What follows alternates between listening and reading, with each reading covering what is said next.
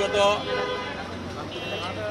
2015-19 April দেশনেত্রী বেগম খালেদা জিয়া যখন city corporation নির্বাচনে তাবি দাওলার পক্ষে আমাদের এই অঞ্চলে বিকাল 4টা সাড়ে 4টার সময় গুলশান অফিস থেকে রওনা করেন নির্বাচনী প্রচারণার উদ্দেশ্যে, তখন আমি একদিকে দলীয় কর্মী আর একদিকে দেশনেত্রী বেগম খালেদা জিয়ার বহরে অর্থাৎ সিএসএফে কাজ করি ম্যাডামের নিরাপত্তাজনিত কারণ। তো আমরা যখন এয়ারপোর্ট পার হই তারপর থেকে দেখি কিছু কিছু মোটরসাইকেল, অচেনা মোটরসাইকেল যেগুলো আমাদের দলের না, তারা আস্তে আস্তে ম্যাডামের গাড়িকে ক্লোজ করার চেষ্টা করে এবং এইভাবে করতে করতে যখন জসীমউদ্দিন রোডে আসি তখন অনেকগুলো মোটরসাইকেল আমাদের গাড়ির পাশে আসে। তার পরবর্তীতে আমরা গাড়ির সামনে আসি, তখন সম্ভবত 5টার মতো বাজে।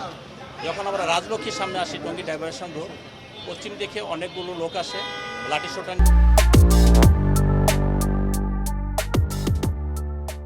নিয়ে, কালো পতাকা নিয়ে, এবং এসে আমাদের এলোপাতা নিয়ে আমাদের উপরে হামলা করে এবং দেশটাতে গাড়ি বহরের দিকে এগিয়ে যেতে চেষ্টা করি। আমরা তখন তাকে নিবারণ করার চেষ্টা করি, কিন্তু আমরা কোনোভাবে সেখানে করতে পারিনি। আমরা আহত হয়েছি। তৎকালীন সময় সিএসএফ থেকে শুরু করে আমাদের নেতাকর্মীরা যারা ছিলেন তারা আহত হয়েছে এবং তাদের উদ্দেশ্য ছিল একটাই, লক্ষ্য ছিল একটাই, যে কীভাবে দেশটাতে বেগম খালেদা জিয়ার গাড়ির উপর হামলা করবে। তারা হামলা করেছে, অর্থাৎ গাড়িতে হামলা করেছে। আল্লাহর অশেষ মেহরবানি এবং আমাদের নেতাকর্মীদের সহযোগিতা আমাদের গাড়ির উপরে হামলা করেছে, ইটপাটকেল নিক্ষেপ করেছে, গাড়িতে লাঠিসোঁটা দিয়ে বাড়ি দিয়েছে, কিন্তু ম্যাডামের ফিজিক্যালি কোনো ক্ষতি করতে পারে না। সেটা তারা হত্যার চেষ্টা করেছে এবং সেই কারণেই সেই হত্যা মামলাটাই আমরা এখন করতে এসেছি, হত্যা চেষ্টা মামলাটা।